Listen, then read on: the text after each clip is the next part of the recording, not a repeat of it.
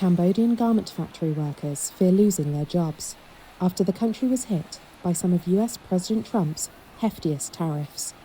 Cambodia is facing tariffs of 49%, denting hopes that it could attract investment relocating from other countries in the region.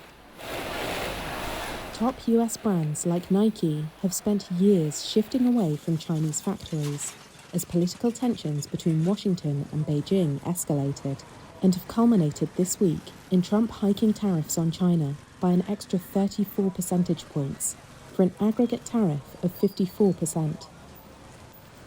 Workers Reuters spoke to outside a factory in the Cambodian capital Phnom Penh were unanimous in their appeals for the US to ease the tariffs.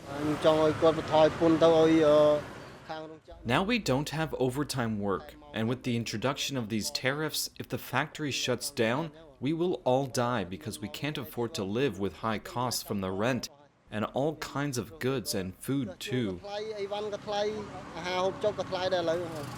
Cambodia was not the only Southeast Asian country impacted by the sweeping new tariffs.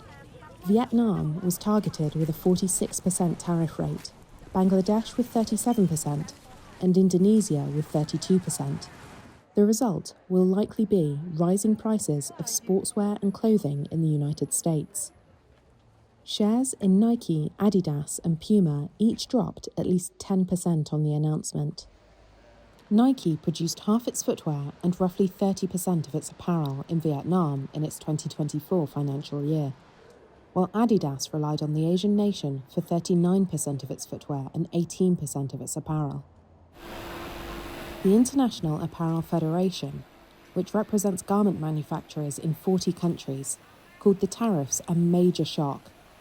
Ultimately, the association said in a statement, someone will have to pay the price.